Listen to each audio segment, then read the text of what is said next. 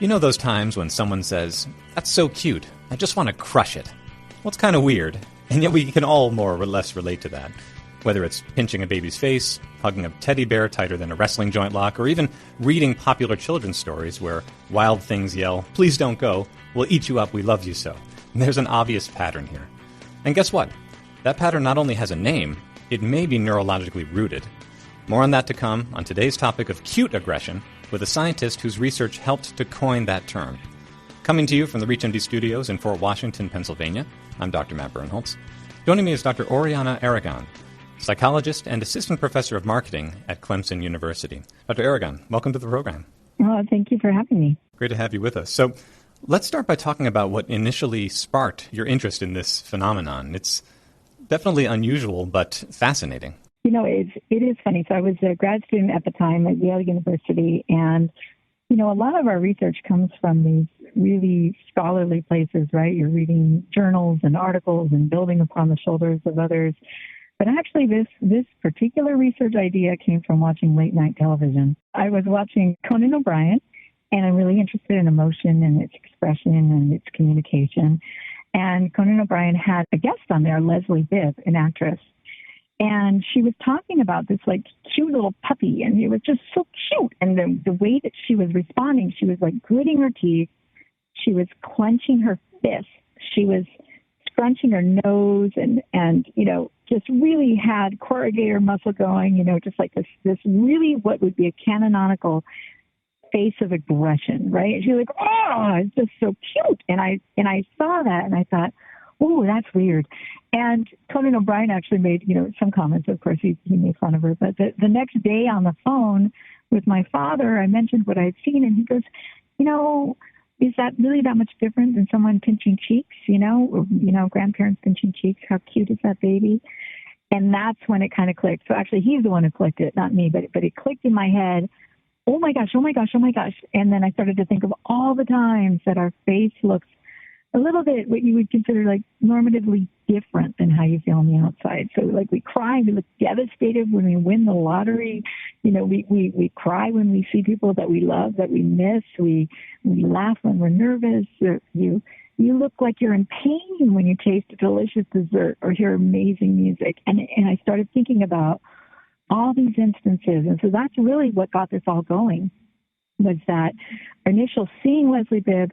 And it really was from the very onset, I was thinking that this was a range of expressions that might have a special class unto themselves just because they're not normatively what you call congruent, like what's happening on the inside. If you were to just take a snapshot of what's going on the outside, it doesn't exactly match in the way that we think things should match.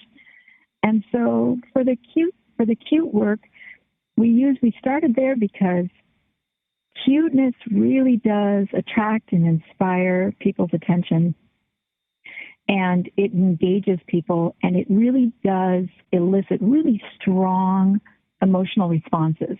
And we've done so much research in psychology on the expression towards cuteness. So when you see something cute, you know, there's really strong expressions of care and wanting to be close to it and wanting to nurture it. And so these things have been really well studied. So it was a really great place to start, starting with something that was well studied. We knew what sort of expressions should occur with cuteness. And then looking to see, okay, does this actually happen? Do people actually do this secondary expression, this like, this, you know, aggression? And they do. Like a good portion of them do. Oh, yeah, I would agree with that. In fact, I would say half the memes out there today are entirely based on cute aggression or some form of dimorphous expression. I think we can all relate to it, although I think some of your research indicated not everybody has dimorphous expression or has what you might call cute aggression.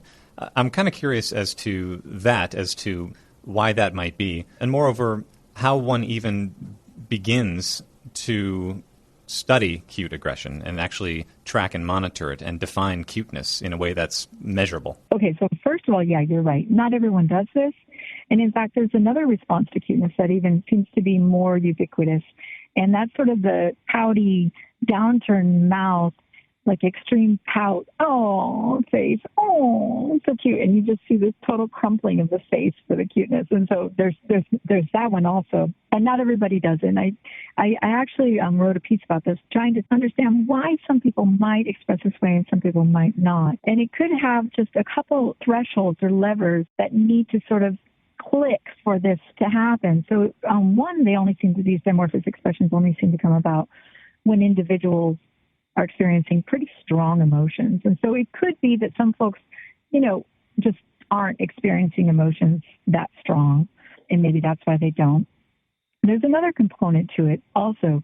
For us to regulate our emotional expressions, I mean, I'm sure you could maybe intuitively understand that, when you're really tired, or even younger people who little children who aren't as experienced in sort of, controlling what's happening on the face and coming out of the mouth, when you have less experience or ability at the time because you're tired to control, it could be that those levers of control are different for some people than others. And it could just finally be that some people just absolutely do not express this way. And it's funny because you think of those really intense life moments, like maybe the birth of a child, and I think a majority of people might in this case, in fact, when I ask about it, a lot of people say that they would or they did cry at the birth of a child, but there is still a fraction, even with that intense of an emotional situation, there's still a fraction of people that don't do that.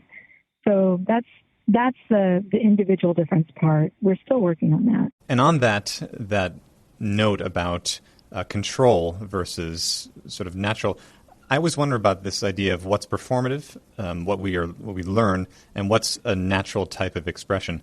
And the common trope that we see outside of cuteness is, somebody's crying and someone else will say, "What's wrong?" And the person says, "I'm just so happy." And I want to ask you, based on some of your research, whether there was that investigation into what's a naturally imbued type of response, such as the "oh," versus a learned pattern of behavior that, for many people, socially expresses a sense of, well, that must be cute. That's really an interesting question. So I think that a lot of this is spontaneous and not shaped as much by culture or social norming. And here's the reason why I say that. One of the very first things that I did was I started surveying and finding out if people even just know what I'm talking about when I'm talking about these sort of responses. And I checked here in the United States, and clearly, it was here. And then I thought, well, okay, what would be a good way for me to check around the world? So what I decided on was to look for phrases or expressions within languages around the world that indicate that so cute I want to bite it or pinch it or squeeze it or eat it. Or destroy it, of course. Those sort of expressions, sort of like what you talked about in the introduction, right? So I contacted experts in, Zulu and Indonesian and, just around the world and looked for these expressions. And indeed, they occurred almost everywhere. And you have to admit that there's pretty strong cultural differences when you go into different, cultures around the world. And yet this seemed to be somewhat through line. So this sort of expressing. So I think that because of the way that it sort of is that it's going around and cross culture, that would be sort of an indication that it may not be necessarily we're doing it just to norm here in the United States. I mean, that was one of the very first concerns is that, maybe we're just norming to something that's kind of a trend or kind of fun. But that wouldn't show up in the languages around the world like that. It wouldn't show up unless it was like a brand new meme or, a brand new type of expressing. But I didn't see it. And this is before all the craze hit with acute aggression, because remember, it didn't exist. I was researching this when it was still very untouched, right? Now I can't do the things that I used to do when I was researching because it's a phenomenon now and everyone sort of has an idea of what it is. But when I was starting, no one was thinking about it in these terms. So it was kind of nice. I could go to Google and put in "so cute I" and ... and then see what the top results would come out, and I actually screenshotted and saved those from back when I started this. And of course, it's all changed now because it's actually become sort of a thing. But yeah, I think that's pretty good evidence. Yeah. I mean, clearly we've learned something about both of us. You mentioned the ... and I filled it in with "destroy it," and that Probably says something about me, but for those just tuning in, you're listening to ReachMD. I'm Dr. Matt Birnholz. Today I'm speaking with Dr. Oriana Aragon about the dimorphous expression of positive emotions and other emotions, also known as cute aggression. So, Dr. Aragon, we've been talking a little bit about some of the groundwork, the foundation behind your work and what led to this concept of cute aggression.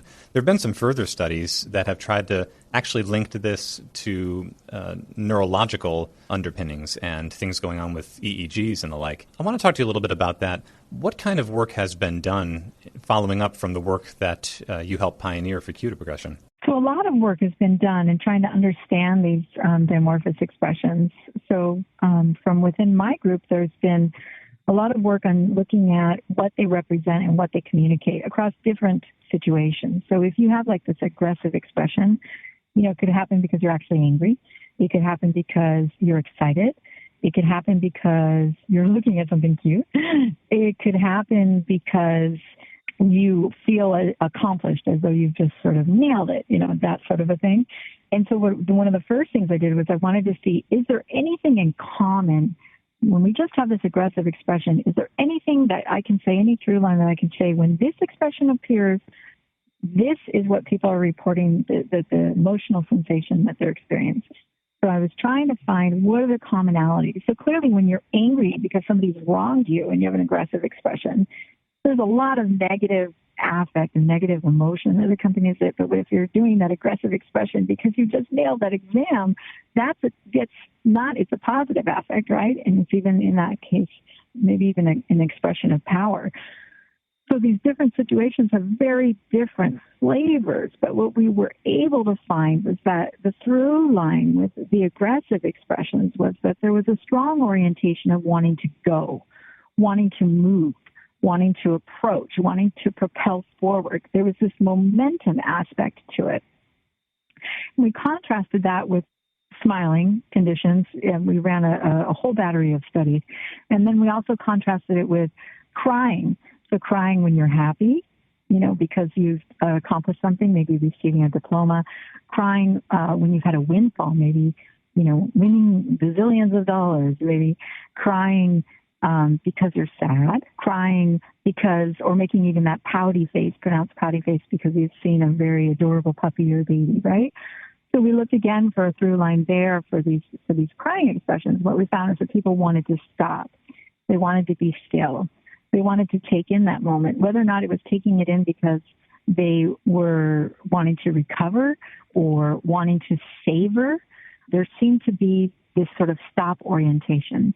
And so when you think about that go orientation or that stop and savor orientation, that immediately starts you thinking about the reward system in the brain.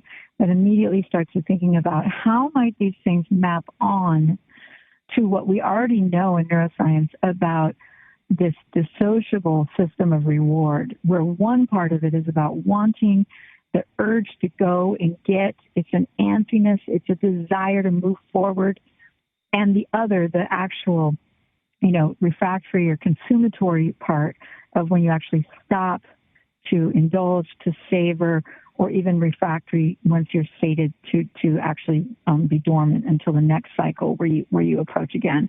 And so mapping that on, it made sense that maybe when you've seen a cute puppy and you have the aggression thing going, that you're going to be in more of a go, and that might be something that you can record, looking for that indices of reward in EEG. So there's a group in Riverside that actually recently did that, and they were looking for that relationship. They were looking for the emotional salience, clearly, that it was an emotional event, but also trying to tie it into that reward. And indeed, they did find that reward system seems to be a part of it. So not only have we looked at what these things represent, but also what they communicate. And so they seem to really clearly communicate to others.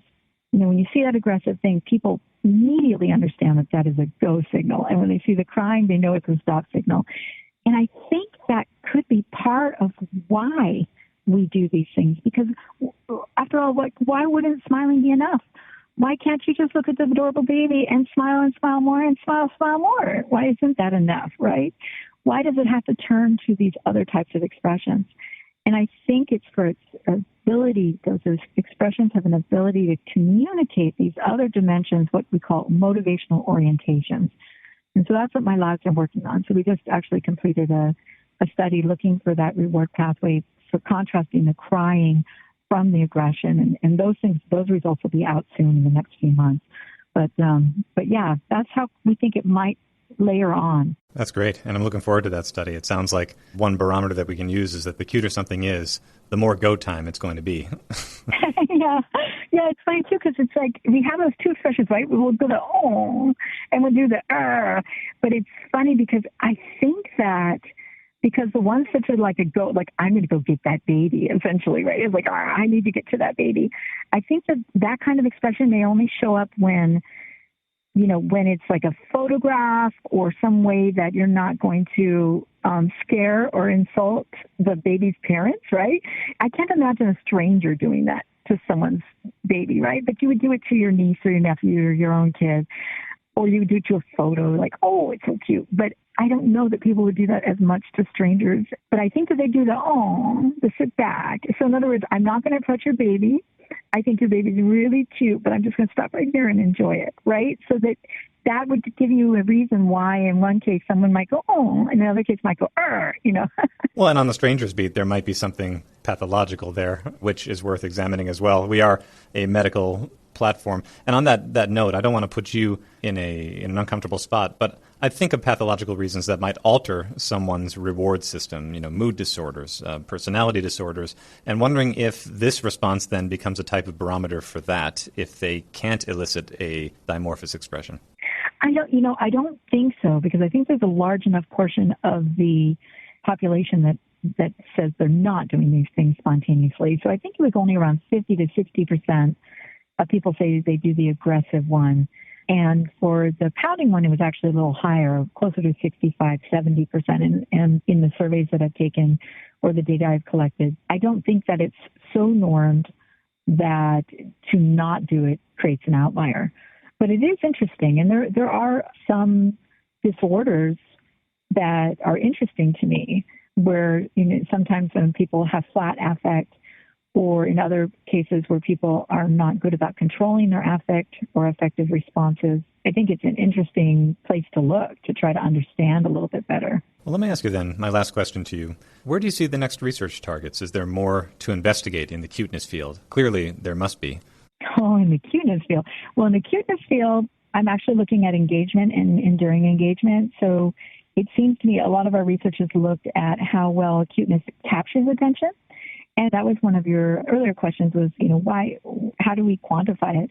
Actually, a lot of really great work has been done looking at the actual physical features that bring about appraisals of cuteness. And there are canonical features: large eyes, rounded cheeks, rounded features, big head to small body ratios.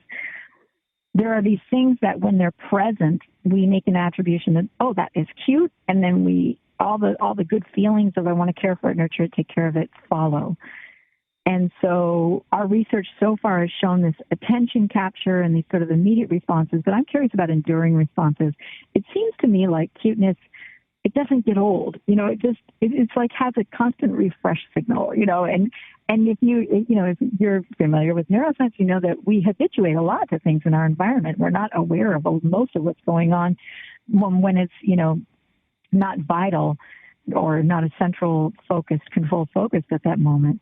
And so it's interesting how cuteness, it seems like it just continues to recapture attention. And so I've been working on that question, curious about how cuteness might recapture attention. It makes sense, right? If you have a child, you need to be engaged with a very small child, especially when they're in those really cute ages when they begin to roll over and scoot around or even begin to walk.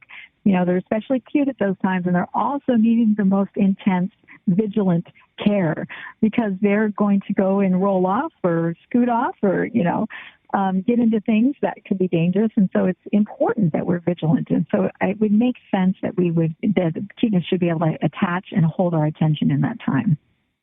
That's the cute research. And I love it. We're going to have to coin that term too, cute research. That's a cute research. I mean, I'm doing dimorphic expressions too. They are splintered off. They are two different lines.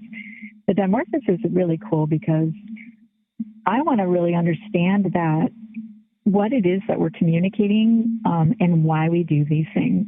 And so I feel like I've gotten a thread to pull here, trying to understand these motivational orientations and why we might express. And so I'm pulling on that thread, and I'm now going after, understanding in pain expressions when things are really, really pleasurable. Why do we have an expression of pain? And so I'm pulling on those threads to try to understand, and might help us understand why our face, does what it does all the time if we can understand these expressions. So I'm really excited about the work. Well, Dr. Aragon, thank you in turn for helping us pull the thread on this idea of the psychological and neurological basis of cute aggression. It was great having you on the program. Look to have you again sometime. Thank you. I'm Dr. Matt Birnholz. To access this and other episodes, visit reachmd.com, where you can be part of the knowledge. Thanks for listening.